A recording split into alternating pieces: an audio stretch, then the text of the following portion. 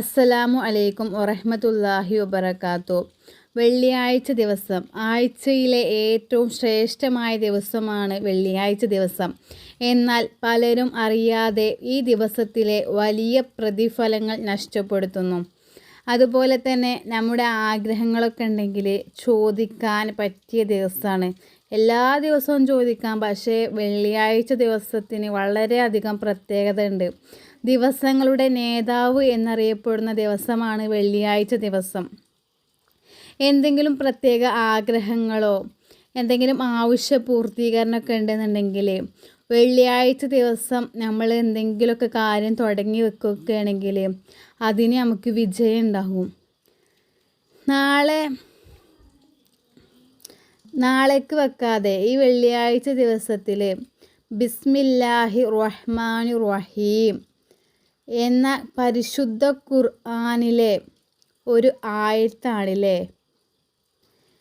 ഈ ആയത്തിനെ 786 പ്രാവശ്യം വെള്ളിയാഴ്ച ദിവസം തുടങ്ങി വെക്കാം. ഏത് സമയത്തും തുടങ്ങാം. തുടങ്ങുന്നതിന് മുമ്പ് 2 റക്അത്ത് സുന്നത്ത് നിസ്കാരം കഴിഞ്ഞിട്ട് 786 പ്രാവശ്യം ബിസ്മില്ലാഹി റഹ്മാനി റഹീം എന്ന് പറയണം. നിശ്ചിത എണ്ണം കണക്കാക്കിയിട്ടുണ്ട്. 787 ആവാൻ പറ്റില്ല, 788 ആവാൻ പറ്റില്ല. 786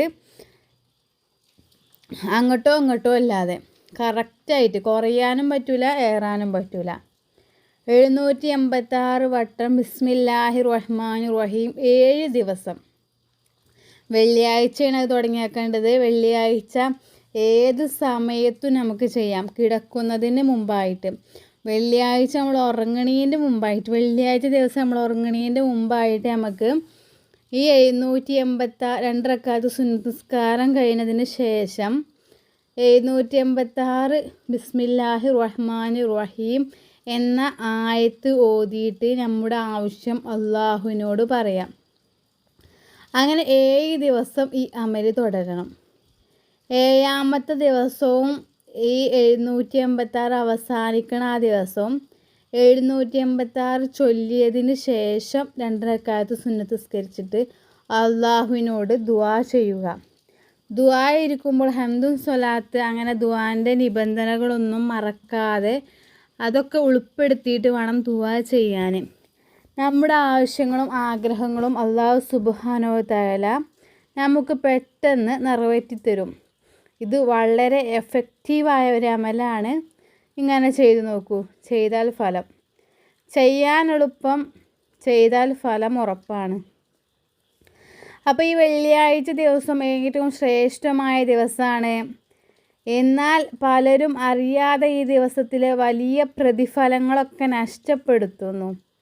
വെള്ളിയാഴ്ച നിർബന്ധമായും ചെയ്യേണ്ട 7 അമലുകൾ എന്തൊക്കെയാണെന്ന് നോക്കാം. 1.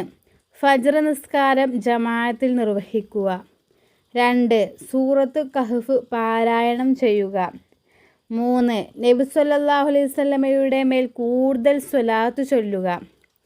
ദിവസവും സ്വലാത്ത് ചൊല്ലണം. ഞാൻ എപ്പോഴും നിങ്ങളോട് വീഡിയോയിൽ പറയുന്നതാണ്. അതേപോലെ തന്നെ വെള്ളിയാഴ്ച ദിവസം നമുക്ക് കഴിയുന്നത്ര, എത്രത്തോളം നമുക്ക് കഴിയും അത്രത്തോളം നമ്മൾ സ്വലാത്ത് ചൊല്ലണം. 4. ജുമുഅ നിസ്കാരത്തിന് നേരത്തെ പോവുക. നമ്മുടെ ഭർത്താക്കന്മാർ, ഉപ്പമാർ അവരോടൊക്കെ നമുക്ക് പറഞ്ഞ സഹോദരങ്ങളോടൊക്കെ നമുക്ക് പറയാം നേരത്തെ ജുമക്ക് പോകണം. ഈ വീട്ടിലിരിക്കുന്ന സ്ത്രീകളോ, നമ്മളെന്താ ചെയ്യേണ്ടത്? നേരത്തെ വീട്ടു ജോലിയൊക്കെ ഒരുക്കിയിട്ട് നിസ്കാരപ്പായയിലേക്ക് വരിക.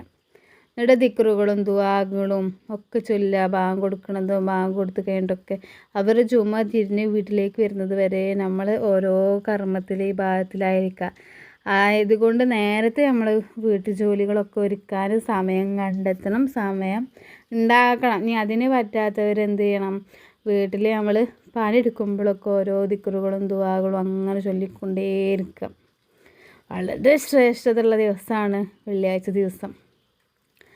അതുപോലെ തന്നെ 5ാമത്തേത് ദുആ സ്വീകരിക്കപ്പെടുന്ന സമയം തേടുക.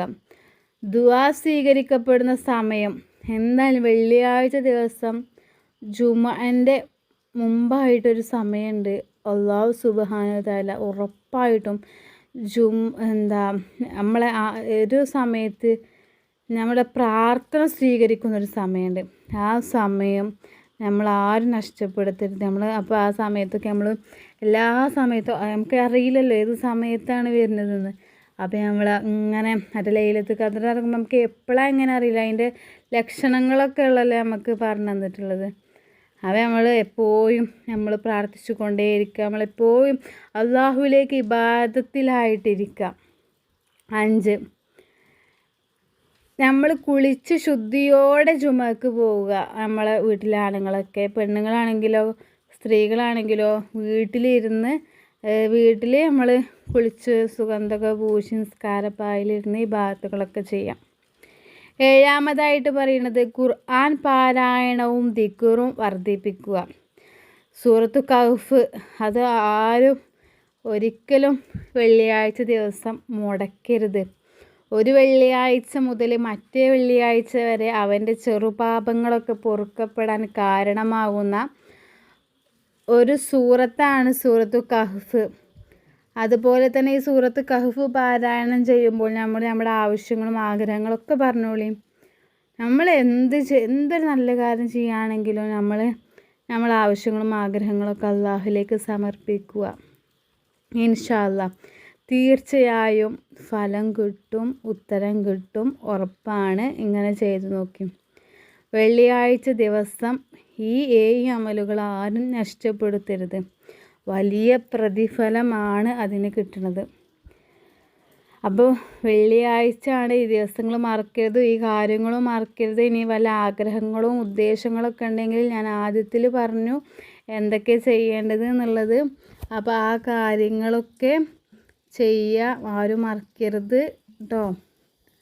അപ്പോൾ എല്ലാവരും പ്രാർത്ഥനയിലൊക്കെ ഉൾപ്പെടുത്തുക. ഇൻഷാ അല്ലാഹ് പുതിയൊരു വീഡിയോ ആയിട്ട് ഇനിയും കാണാം.